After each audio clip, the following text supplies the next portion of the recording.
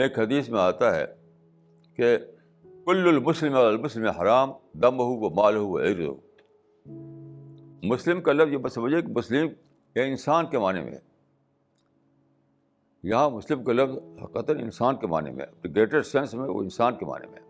اس کا مطلب یہ ہے کہ ہر انسان پر دوسرے انسان کی 3 چیزیں حرام ہیں: دمہ و مالہ و عرضہ، یعنی خون، اس کا مال، اس کی آبرو. جن انسانوں کے درمیان آپ ہیں تو وہاں آپ کو اس طرح رہنا ہے کہ ان کو آپ مار نہیں سکتے، مارنا حرام ہے آپ کے لیے، یعنی فزیکل ہارم پہنچائیں ان کو، یہ حرام ہے آپ کے لیے. فزیکل ہارم کی آخری شکل ہے قتل کرنا. تو کسی بھی قسم کا فزیکل ہارم پہنچانا یہ حرام ہے دوسرے انسان کو. مال، دوسرے انسان کا مال آپ صرف تجارتی طور پر لے سکتے ہیں یا وہ خوشی سے کچھ دے دے آپ کو، ورنہ آپ سے چھینیں، ایکسپلائٹ کرنے، کسی بھی ایسے طریقے سے حاصل کریں جو شریعت میں، قانون میں جائز نہیں ہے، وہ حرام ہے.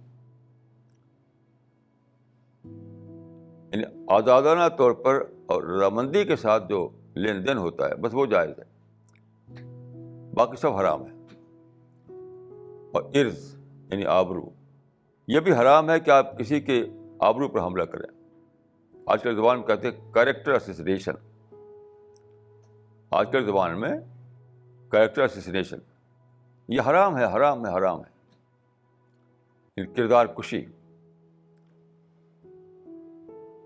آپ کسی دوسرے کے اوپر کرٹیسائز کر سکتے ہیں اگر آپ کے پاس دلیل ہے، ویلڈ آرگومنٹ ہے تو آپ کسی کے اوپر کرٹیسائز کر سکتے ہیں.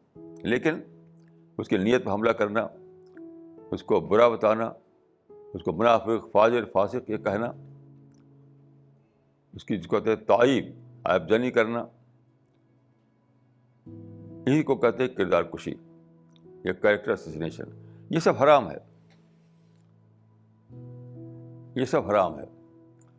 تو ہر انسان پر دوسرے انسان کی 3 چیزیں حرام ہیں: اس کو فزیکل ہارم پہنچانا، اس کے مال کو ناجائز طور پر لینا، یا اس کی عزت و آبرو پر حملہ کرنا.